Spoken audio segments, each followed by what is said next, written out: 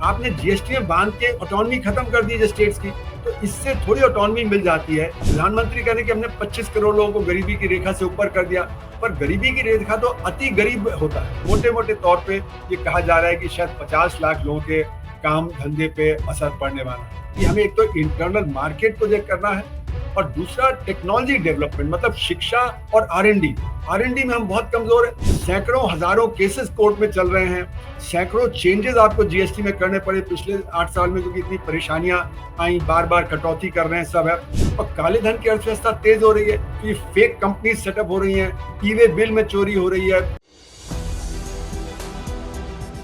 नमस्कार, मैं हूं संजीव श्रीवास्तव। आप देख रहे हैं 4 PM न्यूज नेटवर्क। मित्रों, प्रधानमंत्री नरेंद्र मोदी ने जो जीएसटी 2 है उसे आजाद भारत का सबसे बड़ा टैक्स रिफॉर्म बताया है। उन्होंने कहा है कि नेक्स्ट जनरेशन जीएसटी, और तमाम दावे, तमाम बातें प्रधानमंत्री जी ने की हैं। रविवार को वो देश के सामने आए थे, देश को संबोधित किया था, और देश को संबोधित करने की सूचना आते ही तरह तरह के कयास जो होते हैं आम जन में वो हो रहे थे। हालांकि हम जानते थे कि प्रधानमंत्री जी आ रहे हैं तो निश्चित तौर पर बात जीएसटी की होगी, क्योंकि जीएसटी 22 सितंबर से लागू हो रहा है, रिफॉर्म 2। और रिफॉर्म 2 में मिला क्या है देश को, ये जो है इसे लेकर आर्थिक मामलों के जानकार हैं वो बहुत साफ तौर पर करें, रिफॉर्म किसी भी सूरत में नहीं है। असली रिफॉर्म क्या होना था, क्या हो सकता था, उसे लेकर ही बहुत सारी बातें की गई हैं, हो रही हैं। और प्रधानमंत्री जी के जो दावे हैं, अर्थशास्त्री तो उन्हें सिरे से खारिज कर रहे हैं। वह कह रहे हैं कि ये जो 2.5 लाख करोड़ की बचत की बात है, या जो उत्सव मनाने की बात प्रधानमंत्री जी कह रहे हैं, वो बेईमानी है। तो जो सारी बातें हैं, चाहे वो सरकार का दावा हो, प्रधानमंत्री जी की अपनी जो एक बातें हैं, उन्होंने जो की हैं, देश के समक्ष रखा है, वो है। और पीछे हकीकत क्या है, सच्चाई क्या है, क्योंकि जो 2017 में जब वे जीएसटी लेकर आए थे, आधी रात को उन्होंने एक विशेष संसद के भीतर जो हुआ था, सारा कुछ दृश्य था उसके सेंट्रल हॉल में, और बहुत सारी बातें, बहुत सारे दावे तब प्रधानमंत्री जी ने किए थे। उन्होंने कहा था देश दूसरी आजादी आज पाने जा रहा है, जब इसे उन्होंने घोषित किया था, जीएसटी लागू करने की बात हुई थी। और फिर 8 साल बाद बहुत सारे सुधार, और बीच में बहुत सारे सुधार हुए हैं, लेकिन अब वो कह रहे हैं कि रिफॉर्म। लेकिन जैसा मैंने कहा कि अर्थशास्त्री इसे रिफॉर्म नहीं मान रहे, तो हमने 4 PM ने एक खास मेहमान, बहुत विशेष मेहमान, देश के जाने माने अर्थशास्त्री जो प्रोफेसर अरुण कुमार साहब हैं, उनसे आग्रह किया था कि हमारे जो दर्शक हैं, प्रबुद्ध दर्शक हैं, हमारे सुधी दर्शक हैं, उन्हें समझाइएगा कि मोदी जी का जो दावा है क्या वास्तव में वो सही है, और यदि दावा सही नहीं है, जैसा शास्त्री राय प्रकट कर रहे हैं, तो सच्चाई क्या है। और जो अभी बातें रही हैं, 8 सालों में निकल कर आया है, कहा गया है कांग्रेस की ओर से, खासकर जो मल्लिका अर्जुन खड़गे साहब, उन्होंने कहा है 55 लाख करोड़ रुपए वसूले गए हैं बीते 8 सालों में, और 900 चूहे खाकर बिल्ली हचकली निकल रही। और राहुल गांधी तो लगातार कहते रहे थे गब्बर सिंह टैक्स, इसने जो है देश को एक जबरदस्त तरीके से कहीं लूट खसोट डाके, इस तरह का ध्वनि था गब्बर सिंह टैक्स। तो क्या कुछ अरुण कुमार साहब, प्रोफेसर अरुण कुमार साहब की राय है, चलेंगे उनके पास। सबसे पहले उन्हें जोड़ना चाहूंगा, जोड़ता हूं उनको, प्रोफेसर अरुण कुमार साहब को जोड़ने के बाद करता हूं आगे बात। तो मित्रों, हमारे साथ जुड़ गए हैं प्रोफेसर अरुण कुमार साहब। अरुण जी, आपका बहुत बहुत स्वागत, आपने हमारे लिए वक्त निकाला, आभार। और मैं सीधे शुरुआत यहीं से करना चाहूंगा अरुण सर, कि जो हम जीएसटी बचत उत्सव की बात प्रधानमंत्री जी ने की, कल उनका जो 20 मिनट का उद्बोधन था, तो क्या यह वास्तव में बचत उत्सव के रूप में देखा जाए, और जैसा उन्होंने कहा कि 2.5 लाख करोड़ की बचत का रास्ता खुल गया। पहली टिप्पणी आप। देखिए, हमारा देश बहुत ही अलग अलग तबकों से बना हुआ है। इसमें हमारा संघर्ष क्षेत्र भी है, असंघर्ष क्षेत्र भी है, कृषक भी है, मजदूर भी है, अमीर भी है, गरीब भी है। तो सवाल ये उठता है किसको फायदा होगा, किसको नुकसान होगा किसी भी नीति से। तो मेरा मानना है कि ये जो अभी जीएसटी में जो रेट में कटौती की गई, उसका फायदा होगा संघर्ष क्षेत्र को, क्योंकि जीएसटी संघर्ष क्षेत्र पे लगता है, असंघर्ष क्षेत्र पे लगता नहीं है।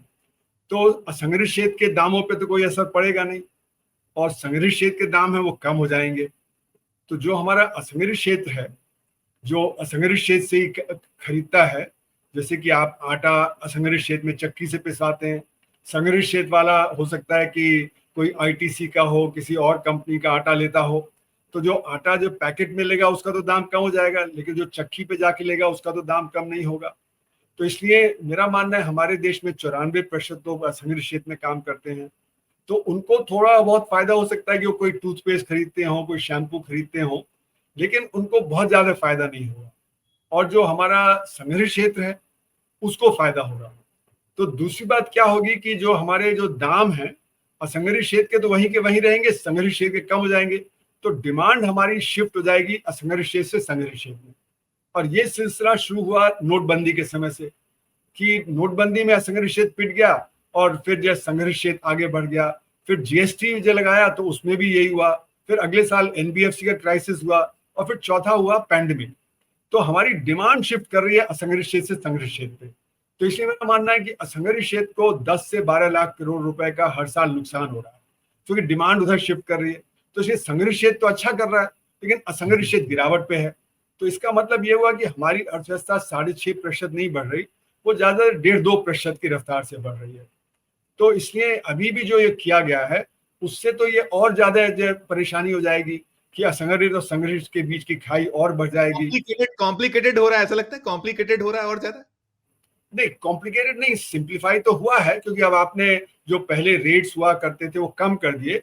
पर सवाल ये उठता है कि किस तबके को फायदा हो रहा है। और अगर हमारा असंगठित क्षेत्र और पिटता जाएगा तो वहां पे 94% लोग हैं, उनकी बेरोजगारी बढ़ेगी, उनकी डिमांड कम हो जाएगी। जो थोड़ी बहुत middle class upper middle class की डिमांड बढ़ेगी, उतनी तो उससे ज्यादा डिमांड हमारे असंगठित क्षेत्र की गिर जाएगी। और ये सब किया क्यों गया? ये देखिए, अचानक 15 अगस्त को प्रधानमंत्री जी ने इंडिपेंडेंस डे पे अनाउंस किया, क्योंकि 7 अगस्त को ट्रंप साहब ने ऑर्डर साइन कर दिया कि अब भारत पे 25% के ऊपर 25% और लगेगा। तो उससे तुरंत लगा कि हमारा एक्सपोर्ट जो अमेरिका को है वो खत्म हो जाएगा, क्योंकि जो हमारे जो और जो कंपटीटर्स हैं, चीन है, बांग्लादेश है, वियतनाम है, उनके ऊपर तो काफी कम टैरिफ है, हमारे ऊपर बहुत ज्यादा टैरिफ है। तो उनका माल बिकेगा, हमारा माल नहीं बिकेगा अमेरिका में। और खासकर क्योंकि लेबर इंटेंसिव क्षेत्र हैं, जैसे कि जो श्रिम्प हो गया, आपका जो textile, apparel, James and jewellery, ये लेदर प्रोडक्ट्स वगैरह, इन सब में लेबर इंटेंसिव है, तो बेरोजगारी भी बढ़ेगी। तो करीब 4.4 लाख करोड़ रुपए का जो हमारा जो एक्सपोर्ट है उस पर हमला है। तो अभी तो ये कहा जा रहा है कि आज 2023-24 के आंकड़ों पे कि अभी इससे 48 लाख करोड़ रुपए का सरकार को नुकसान होगा, यानी 48 लाख करोड़ रुपए का जो जनता के पास और पैसा आएगा। पर हमें तो 4.4 लाख करोड़ रुपए की डिमांड को जो पूरा करना है, तो ये 48 लाख करोड़ रुपए तो उसको करेगा नहीं। और जितना 48 लाख करोड़ रुपए का middle class upper middle class को फायदा होगा, उससे ज्यादा तो असंगठित क्षेत्र का नुकसान हो जाएगा। तो इसलिए मेरा मानना है कि ये जल्दबाजी में किया गया है, क्योंकि ये सोचा गया कि कुछ हमें करना है।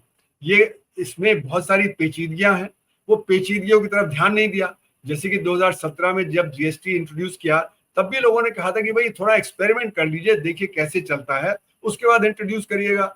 अभी भी जल्दी पल्दी में बिना जीएसटी काउंसिल के गए हुए, बिना जीएसटी काउंसिल के परमिशन के प्रधानमंत्री जी ने अनाउंस कर दिया। तो ये फेडरलिज्म के खिलाफ भी है। जीएसटी का जिस तरह से रेट अनाउंस होता है उसके भी खिलाफ है, क्योंकि जीएसटी का रेट तो जीएसटी काउंसिल में निर्धारित होना चाहिए, न कि बाहर।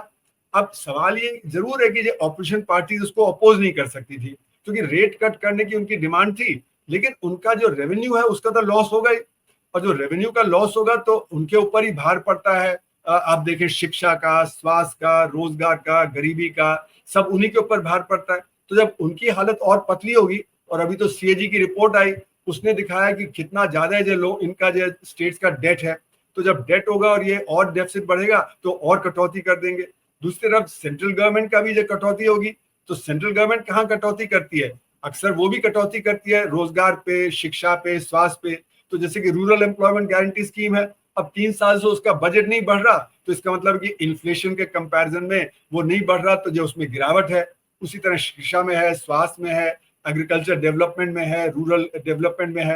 तो इसका मतलब ये होगा कि अगर जो सेंटर का डेफिसिट बढ़ा, जो कि लगता है क्योंकि जो आपने जो टैक्स कट किया, तो आप कह रहे हैं कि कंज्यूमर की परचेजिंग पावर बढ़ेगी, तो तभी बढ़ेगी जब टैक्स में कटौती होगी। तो टैक्स में तो कटौती सरकार मान ही रही है। तो अगर टैक्स में कटौती होगी और उसके साथ साथ ये जो रोजगार वाली स्कीम्स हैं, यहाँ पे कटौती हो जाती है, तो जितनी आप सोच रहे हैं कि डिमांड यहाँ जनरेट होगी, उतनी तो डिमांड और गिर जाएगी, क्योंकि ये जब बेरोजगारी बढ़ेगी तो वहां पे जो बेरोजगार है उसकी डिमांड कम हो जाएगी। इसलिए मेरा मानना है कि ये बहुत जल्दबाजी में किया गया है। और इससे जो वो कह रहे हैं प्रधानमंत्री की बचत, तो बचत ठीक है, हो सकता है मिडिल क्लास और अपर मिडिल क्लास की थोड़ी बहुत बचत बढ़े, लेकिन गरीब आदमी तो और पिस जाएगा अगर उसकी जो बेरोजगारी बढ़ती है, उसकी आमदनी कम हो जाती है।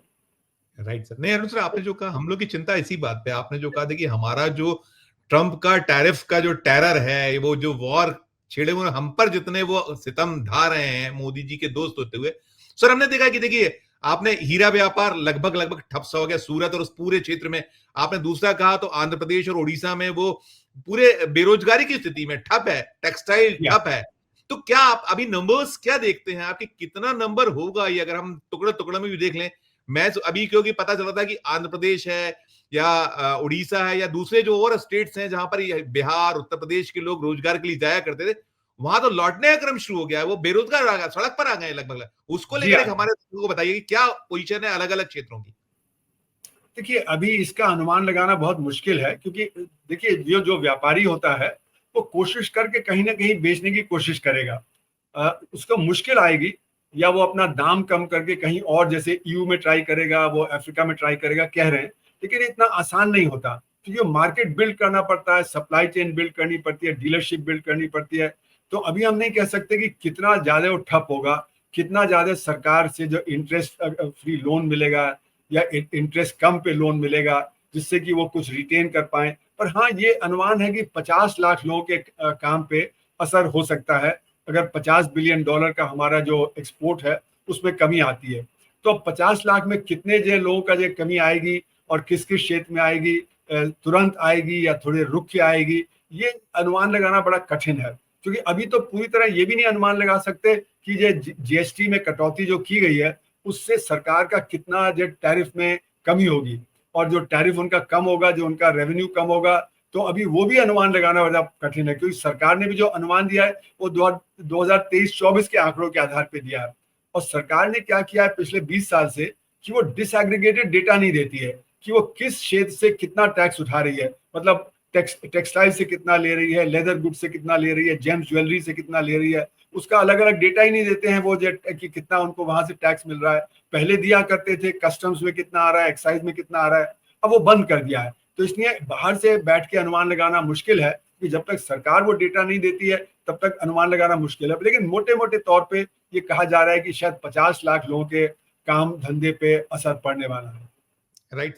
मैं अरुण सर एक चीज और भी देखिए, उन्होंने कहा नेक्स्ट जनरेशन जीएसटी, क्योंकि प्रधानमंत्री जी मतलब जो मार्केटिंग में लाजवाब मामला है, वो इसको ऐसा खूबसूरती से वो मार्केटिंग करते हैं कि जनता भ्रम में आ जाती है। हमने देखा था, आपने जो 17 की बात की, वो आधी रात को जब उन्होंने कहा था ये रिफॉर्म ऐसा कर रहे हैं, ये कर रहे हैं, और आज फिर वो कह रहे हैं कि ये जो है नेक्स्ट, और आजाद आजाद भारत का सबसे बड़ा टैक्स रिफॉर्म, दोनों पर आपकी टिप्पणी, नेक्स्ट जनरेशन और आजाद भारत का सबसे बड़ा टैक्स रिफॉर्म।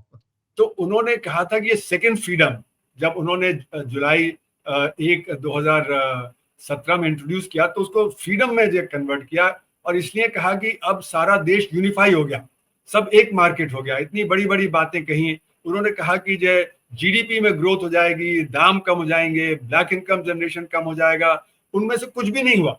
जैसे कि नोटबंदी में कहा गया था कि 3 चीजें, कि हम जो काला धन खत्म कर देंगे, काला धन खत्म नहीं हुआ, काला धन बढ़ता चला जा रहा है।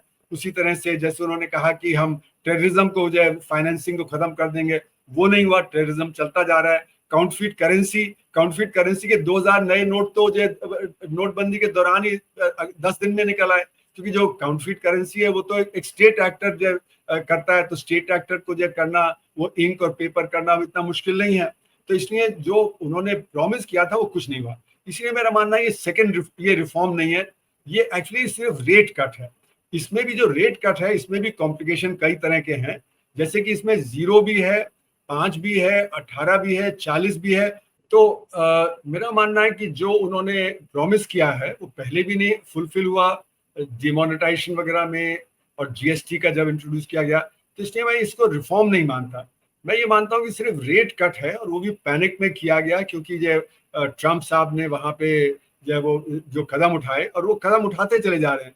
क्योंकि उसके बाद भी आप देखेंगे तो उन्होंने ईयू तक को कहा कि भाई आप भी जो भारत पे टैक्स लगाइए, क्योंकि वो रूस से तेल ले रहा है। फिर चाबार जो पोर्ट है उस पर उन्होंने प्रतिबंध लगाने की बात की है।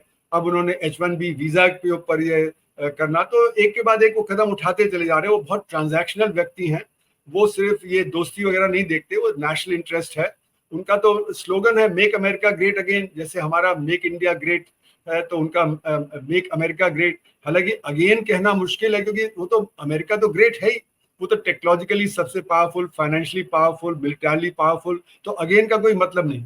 लेकिन अगर हम भारत की स्थिति देखें तो ये जो जल्दबाजी में किया गया कि कुछ तो हमें करना है, तो उसकी वजह से रेट कट कर दिए गए। लेकिन जो रिफॉर्म होना चाहिए था रिफॉर्म नहीं किया। रिफॉर्म क्या होना चाहिए था? रिफॉर्म होना चाहिए था कि जो हमारे असंगठित क्षेत्र में परेशानी है उसको हम खत्म करें, क्योंकि असंगठित क्षेत्र में 7.5 करोड़ यूनिट है, 11.5 करोड़ उसका रोजगार है, और उससे हमारी डिमांड पे जो असर पड़ता है। अगर वहां पे बेरोजगारी होती है और बेरोजगारी बढ़ जाए, तो बेरोजगारी क्यों बढ़ रही है, क्यों जीएसटी का उल्टा असर पड़ रहा है? हालांकि हमारे असंगठित क्षेत्र को एग्जेम्प्ट किया हुआ है, 50 लाख से कम टर्नओवर गुड्स का है तो आप एग्जेम्प्ट हैं, 40 लाख से कम है तो आपका सर्विसेज का 1.5 करोड़ से कम है तो आप कॉम्पोजिशन स्कीम में है, 1% देते हैं। तो करीब करीब असंगठित क्षेत्र जो है उसमें बहुत बड़ा हिस्सा उसको एग्जेम्प्ट किया है। लेकिन एग्जाम करने का मतलब है कि इनपुट क्रेडिट नहीं मिलता। तो इनपुट क्रेडिट नहीं मिलने का मतलब है कि आपका जो पहले का टैक्स है उसकी आपको रियायत नहीं मिलती जो संगठित क्षेत्र को मिलती है। तो संगठित क्षेत्र के दाम कम हो जाते हैं, असंगठित क्षेत्र के वहीं रह जाते हैं। तो इसलिए हमारी जो डिमांड है, अब वो आपका जो देखिए लेदर गुड सेक्टर है, आपका ट्रेड सेक्टर है, आपका प्रेशर कुकर सेक्टर है, कितनी सेक्टर से बात आ रही है कि डिमांड शिफ्ट कर गई है असंगठित से संगठित क्षेत्र में। तो ये जो है ये और ज्यादा स्ट्रेंथन हो जाएगा जब आपने रेट काट दिए जीएसटी के। तो इसलिए मेरा मानना है कि रिफॉर्म तो तब होता है जब आप इनपुट क्रेडिट हटा देते, यानी कि जो ये जीएसटी होता है ये लास्ट पॉइंट पे अल्टीमेटली कंज्यूमर पे करता है। तो कंज्यूमर जब लास्ट पॉइंट पे पे करता है तो लास्ट पॉइंट पे ही कलेक्ट लीजिए। आप नहीं तो क्या करते हैं कि आपने जो लोहा, खनिज लोहा निकाला तो उस पर टैक्स लगा दिया, उससे फिर आपने पिग आयरन लगाया तो उस पर टैक्स लगा दिया, बीच में ट्रांसपोर्टर है उस पर टैक्स लगा दिया, चार्टर्ड अकाउंटेंट है उस पर टैक्स लगा दिया, फिर आपने उससे स्टील बनाया तो वहां पे 5 स्टेज में टैक्स लगा दिया, केमिकल्स खरीदे उन पे टैक्स है। तो मतलब कि एक कटोरी आपने खरीदी तो उसके पीछे 30, 40, 50 टैक्स और इनपुट क्रेडिट ये चलता है। तो बड़ा कॉम्प्लिकेटेड है। तो अगर आप ये इनपुट क्रेडिट का सिस्टम ही हटा दें तो कटोरी पे जितना टैक्स है उतना ही टैक्स देना पड़ेगा। और अरुण जेटली तो कहते थे कि 5% यूनिट 95% जीएसटी देते हैं, यानी असंगठित क्षेत्र तो देता नहीं है। तो जो संगठित क्षेत्र वाले हैं तो उनके एमआरपी पे टैक्स लगा दीजिए फाइनल प्रोडक्ट पे। आपको इतने सारे भी मतलब 3-4 बिलियन आपके जो इनवॉइसेस होते हैं हर महीने, वो ये घट के 30 मिलियन हो जाएंगे। और काले धन की अर्थव्यवस्था तेज हो रही है तो ये फेक कंपनी सेटअप हो रही हैं, ई वे बिल में चोरी हो रही है, तरह तरह की और चोरियां हो रही है क्योंकि इतना कॉम्प्लिकेटेड है। सैकड़ों हजारों केसेस कोर्ट में चल रहे हैं, सैकड़ों चेंजेस आपको जीएसटी में करने पड़े पिछले 8 साल में क्योंकि इतनी परेशानियां आई, बार बार कटौती कर रहे हैं सब है।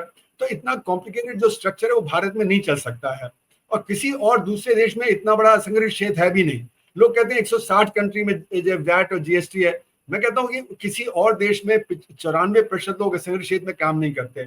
इतना बड़ा असंगठित क्षेत्र ना चीन में है, ना ब्राजील में है, ना अमेरिका में है, ना फ्रांस में, तो हम कैसे कंपेयर कर सकते हैं? और मलेशिया में तो सरकार ने आते ही जीएसटी खत्म कर दिया था क्योंकि बहुत परेशानी हो रही थी। तो इसलिए मेरा मानना है जीएसटी में रिफॉर्म जरूरी है। ये जो अभी किया वो रिफॉर्म नहीं है। रिफॉर्म तो तब होता जब हम असंगठित क्षेत्र को फायदा पहुंचाते, वहां पे जो हम जो फायदा ये पहुंचा सकते थे कि सिर्फ लास्ट पॉइंट पे टैक्स कलेक्ट करें, सिर्फ फाइनल गुड्स पे, लग्जरी गुड्स पे कलेक्ट करें, बाकी सब एग्जाम कर देते। तो फिर हमारे दाम भी कम हो जाते, असंगठित क्षेत्र को फायदा हो जाता, तो उससे जो हमारी डिमांड बढ़ जाती। जब हमारी डिमांड बढ़ती तो जो आज हुआ है उससे कहीं ज्यादा डिमांड बढ़ जाती। अभी तो हमारी डिमांड इसलिए कम हो जाती है कि 94% लोगों के पास परचेजिंग पावर कम हो जाती है।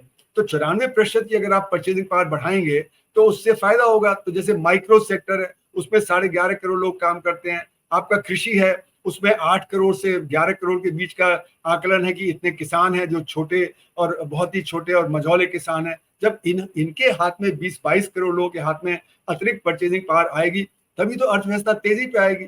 और जो हमारा संगठित क्षेत्र है उसके पास तो इस समय बैलेंस शीट बहुत अच्छी है, उनका ऋण बहुत कम हो गया है, वो तो वेट कर रहे हैं कि डिमांड बढ़े तो हम और इन्वेस्टमेंट करें।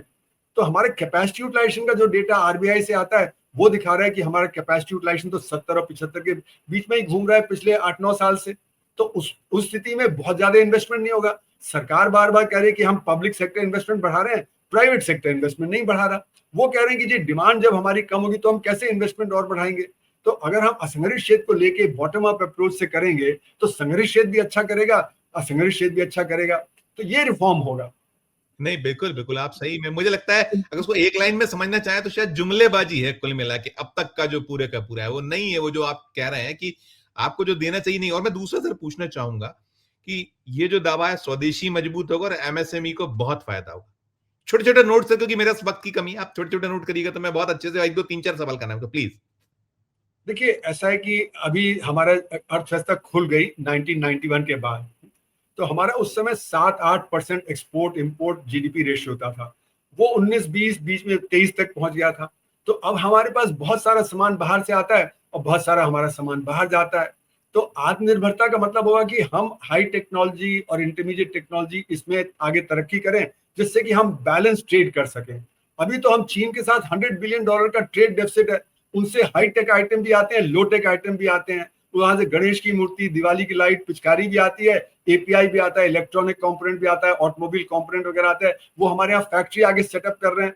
तो इसलिए हमें क्या करना है कि हमें एक तो इंटरनल मार्केट को चेक करना है और दूसरा टेक्नोलॉजी डेवलपमेंट, मतलब शिक्षा और आर एंड डी में हम बहुत कमजोर है। हम 0.65% आर&डी में खर्च करते हैं जीडीपी का, चीन 3% करता है और उनकी अर्थव्यवस्था हमसे 5 गुनी बड़ी है, तो इसलिए वो हमसे 22 गुना ज्यादा आर&डी में खर्च करते हैं, इसलिए वो मैन्युफैक्चरिंग हब बन गए दुनिया का। हमें भी एक स्ट्रैटेजी बना के शिक्षा अच्छी बच्चों को देना। आपने देखा annual status of education report आती है, वो दिखा रही है कि 14 से 18 साल के बच्चे 40% वो दूसरी जमात की पढ़ाई लिखाई गणित नहीं कर पाते, तो कैसे अच्छा काम कर पाएंगे। तो इसलिए मेरा मानना है कि ये जो रिफॉर्म है वो स्ट्रक्चरल भी है, लॉन्ग टर्म भी है, शॉर्ट टर्म भी है, उनको अगर हम लेके चलेंगे तो फिर हमारी जो अर्थव्यवस्था ठीक चलेगी। राइट। ये जो दोनों दावे हैं, एमएसएमई को फायदे दिखता है इसमें आपको, ये भी और साथ में जो कहना है स्वदेशी मजबूत हो जाएगा, दोनों में आपकी एक लाइन चाहूं तो दोनों पे? नहीं देखिए, एमएसएमई का तो मैंने बताया, एमएसएमई में मीडियम, स्मॉल और माइक्रो आता है। माइक्रो स्मॉल तो पिट ही रहा है, मीडियम तो अच्छा करेगा, लार्ज अच्छा करेगा, लेकिन लार्ज और अगर आप एमएसएमई का देखें तो 97.5% रोजगार तो माइक्रो सेक्टर से आता है। तो माइक्रो एग्जैक्टली। सेक्टर पिटेगा तो एमएसएमई कैसे अच्छा करेगा।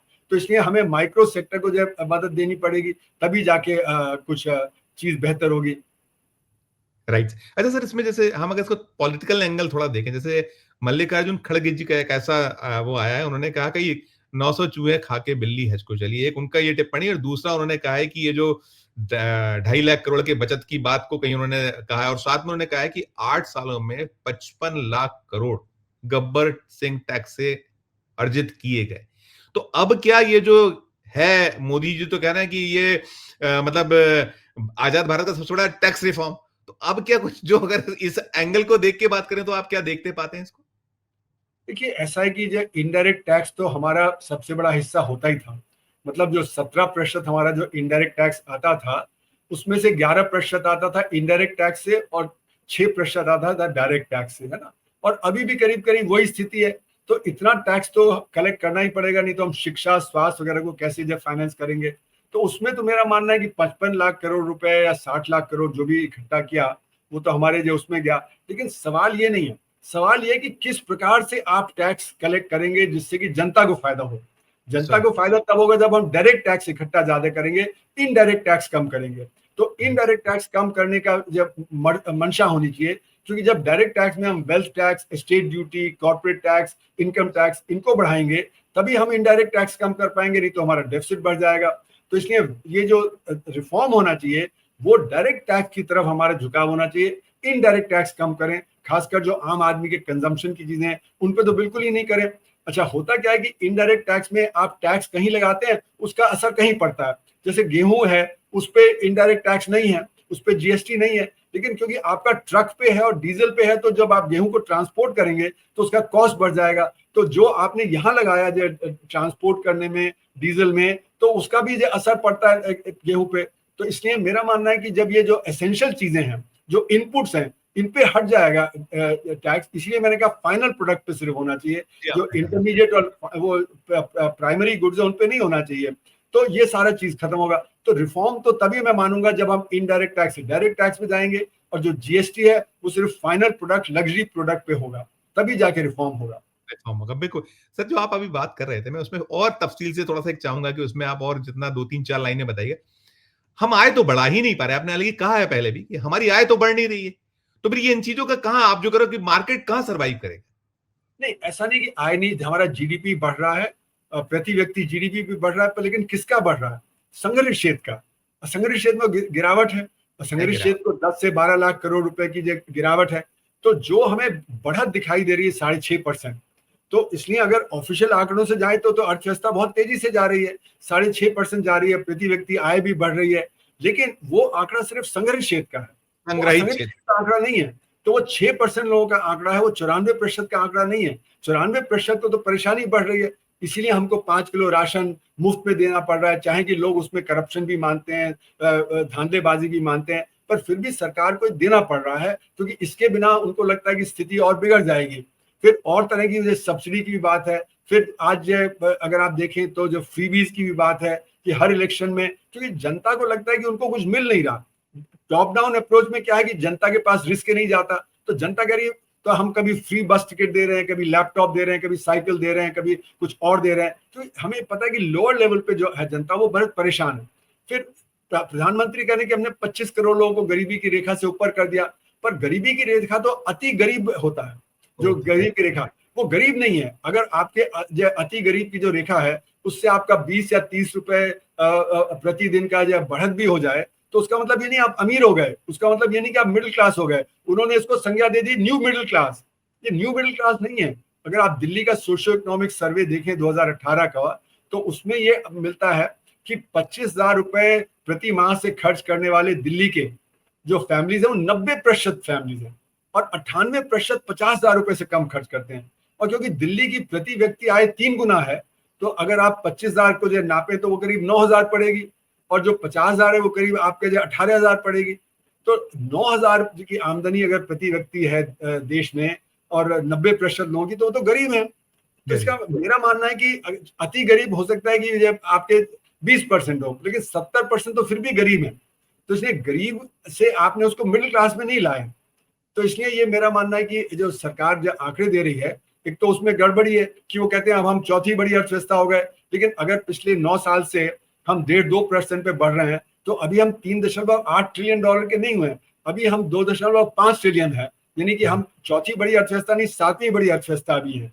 और अगर इसी तरह चलता रहा 1.5-2% की बढ़त, क्योंकि असंगठित क्षेत्र में गिरावट है, तो हम जो 2027-28 में जो कहा था तीसरी बड़ी हो जाएंगे, और 2047 में कहा कि हम जो विकसित हो जाएंगे, ये भी नहीं होने वाला, क्योंकि हमें तो 8.5% की ग्रोथ चाहिए, जबकि असली में ग्रोथ हो रही है 1.5-2.5% की हो रही है। तो इसलिए ये जो दावे हैं, ये एक मतलब फील गुड फैक्टर क्रिएट करने के और एक अपना जो छवि बनाने के, उस सब के लिए है।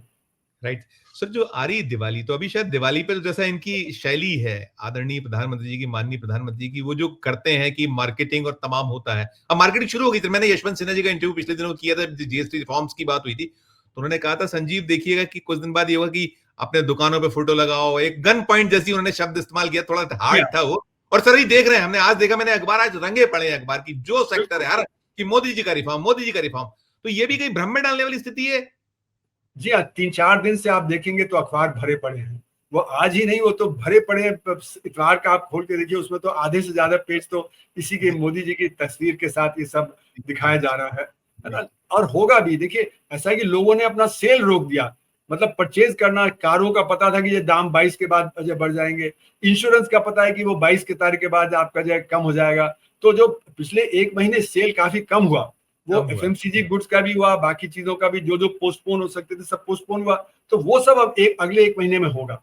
तो इसलिए हम ये नहीं कह सकते कि इस महीने जो बम्प आएगा उसके हिसाब से जो आगे अर्थव्यवस्था चलेगी। ये तो जो सेल रोक रखा था लोगों ने, वो इस 1-1.5 महीने में होगा। लेकिन उसका बूम होगा शुरुआत में, उसका बूम नजर आएगा, ऐसा कैसे? तो उसके बाद आपको नवंबर दिसंबर से पता लगना शुरू होगा कि असली में हमारे डिमांड को क्या हुआ है और कितना हमारा सेल्स बढ़ रहा है। फिर ये भी है कि देखिए, इंडस्ट्री कभी कभी पास ऑन नहीं करती है जो उनको रियायत मिलती है। तो फाइनेंस मिनिस्ट्री के लोग लगे हुए हैं हर इंडस्ट्री को प्रेशराइज करने में। लेकिन अब जैसे सीमेंट है, उसमें कार्टेल होता है, तो कार्टेल हो सकता है कि अभी ये गिरा दे, फिर 1-2 महीने बाद वो बढ़ा देगी, क्योंकि तब तक ये जनता का वो पता नहीं लगेगा। उसी तरह बहुत सारे और हैं, जैसे कि आज ही हमने कुछ आटा वाटा खरीदा तो देखा कि पुराने प्राइस पे ही बिक रहा है, आज वो प्राइस नहीं गिरा। तो वो कह रहे हैं कि जी हमारे पास तो माल पहले से था, हम कैसे जो कम माल पे दें। तो जहां जहां प्रेशर डाल पाएंगे वो करेंगे, लेकिन बहुत जगह जो उनके पास पुराना माल बचा था तो पुराने रेट पे ही दे रहे हैं। तो ऐसा नहीं है कि वो सब कुछ सब एक साथ हो जाएगा, पर दिखाने के लिए अखबारों में जो इश्तहार करने के लिए तो ये सब किया ही जा सकता है। राइट। मैं सर अंतिम प्रश्न करूंगा आपसे, जो आपने बहुत वाजिब चिंता है कि संग्रहित तो पनप जाएगा या पनप रहा है या उसको है, मिल जाएगी राहत, लेकिन जो असंग्रहित क्षेत्र है, क्या कुछ होना चाहिए वास्तविक रिफॉर्म के लिए? आपके 2-3 सुझाव क्या होंगे इस सरकार को? हालांकि ये सरकार सुझाव उझाव पे विश्वास करती थी, फिर भी हम चूंकि हम देश के नागरिक हैं तो क्या हमारी ओर से जाना चाहिए, क्या उनको करना चाहिए? अंतिम प्रश्न। देखिए, सबसे बड़ा तबका जो है वो कृषि है। वहां पे 46% लोग काम करते हैं। उनके हाथ में आमदनी कम हो रही है क्योंकि उनका कॉस्ट बढ़ गया है और उनको मिनिमम सपोर्ट प्राइस नहीं मिल रहा। तो मिनिमम सपोर्ट प्राइस को एश्योर करना, तभी उनके हाथ में आमदनी बढ़ेगी, उनकी डिमांड बढ़ेगी।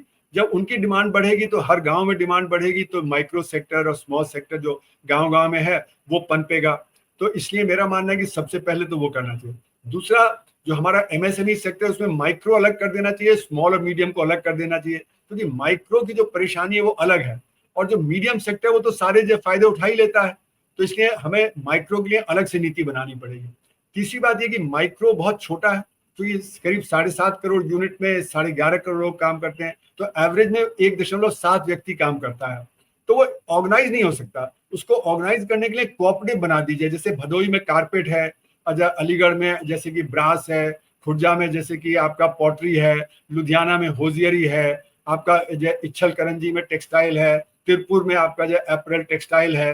तो आप वहां जो उनके कोऑपरेटिव बना दीजिए। अब कोऑपरेटिव के तौर पे वो मार्केटिंग भी कर लेंगे और वो जो क्रेडिट भी जो सस्ता मिल जाएगा उनको। तो ये करना कि आप क्लस्टर्स बना दीजिए, कोऑपरेटिव बना दीजिए, तो उनको फायदा होगा। फिर जैसे मैंने कहा जीएसटी को रिफॉर्म करना जरूरी है, इसको लास्ट पॉइंट टैक्स ही बना दीजिए, बीच में इंटरमीडिएट स्टेजेस सारे छोड़ दीजिए। तो जो अभी इनपुट क्रेडिट का नुकसान हो रहा है जो अनऑर्गेनाइज सेक्टर को, वो खत्म हो जाएगा और जीएसटी एक सिंपल टैक्स हो जाएगा और वो रिग्रेसिव भी नहीं रहेगा, क्योंकि आप सिर्फ फाइनल लग्जरी गुड्स पे उसको लगाएंगे। तो इसलिए ये कुछ चीजें हैं, अगर सरकार करना चाहे तो कर सकती है, जिसकी वजह से जो चीजें बेहतरी पे। सर एक चीज और पूछूंगा मैं, एक बन जाएगा सवाल कि ये जो पेट्रोलियम पदार्थ है ये क्यों नहीं, ये इसको लेकर भी बड़ी एक वो है, इसमें कहाँ असमंजस, क्या होना चाहिए इसको लेकर? नहीं, इसमें चक्कर क्या था कि स्टेट्स जो थे वो घबरा रहे थे कि जीएसटी के लाने पे उनका टैक्स कलेक्शन कम हो जाएगा और उनके पास कोई फ्लेक्सिबिलिटी नहीं बचेगी। तो इसलिए जो अल्कोहल फॉर ह्यूमन कंजम्पशन जो है और ये जो आपका पेट्रोलियम पदार्थ हैं, इनको बाहर रखा गया, जिससे ये कैश काउ है, इनमें जो टैक्स लगा के आप बहुत सारा कर रहे हैं। तो अभी आप पैंडेमिक में देखें तो सारे स्टेट्स की हालत पतली थी, उन्होंने सबने टैक्स बढ़ा दिया। हालांकि दुनिया में जब वो टैक्स कम हुआ, सेंटर की भी हालत पतली हो रही थी, उन्होंने भी अपना एक्साइज ड्यूटी मतलब इस पे बढ़ा दिया।